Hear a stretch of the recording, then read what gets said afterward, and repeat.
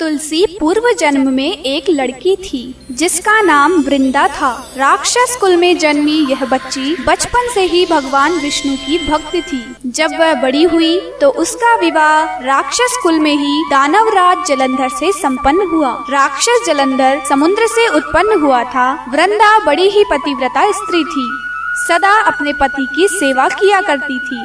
एक बार देवताओं और दानवों में युद्ध हुआ। जब जलंधर युद्ध पर जाने लगा तो वृंदा ने कहा, स्वामी आप युद्ध पर जा रहे हैं, आप जब तक युद्ध में रहेंगे मैं पूजा में बैठकर आपकी जीत के लिए अनुष्ठान करूंगी।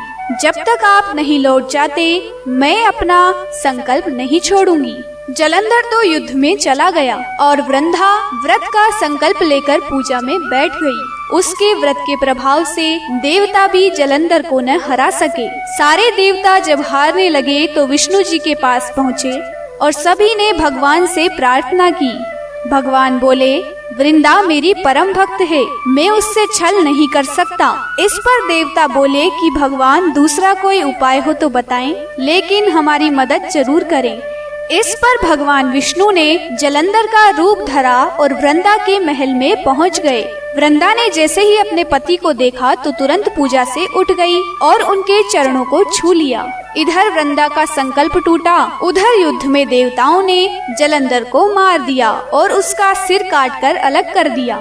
जलंधर का कटा हुआ सिर जब महल में आ गिरा तो वृंदा ने आश्चर्य से भगवान की ओर देखा, जिन्होंने जलंधर का रूप धर रखा था। इस पर भगवान विष्णु अपने रूप में आ गए पर कुछ बोल न सके। वृंदा ने कुपित होकर भगवान को श्राप दे दिया कि वे पत्थर के हो जाएं। इसके चलते भगवान तुरंत पत्थर के हो गए। सभी देवताओं में हाहाकार मच गया। देवताओं की प्रार्थना के बाद वृंदा ने अपना श्राप वापस ले लिया। इसके बाद वे अपने पति का सिर लेकर सती हो गई। उनकी राख से एक पौधा निकला। तब भगवान विष्णु जी ने उस पौधे का नाम तुलसी रखा और कहा कि मैं इस पत्थर रूप में भी रहूंगा, जिसे शालिग्राम के नाम से तुलसी जी के साथ ही पूजा जाएगा। इतना ही नहीं, उन्होंने कहा कि किसी भी शुभ कार्य में बिना तुलसी जी के भोग के पहले कुछ भी स्वीकार नहीं करूंगा। तभी से ही तुलसी जी की पूजा होने लगी। कार्तिक मास में तुलसी जी का विवाह शालिग्राम जी के साथ किया जाता है। साथ ही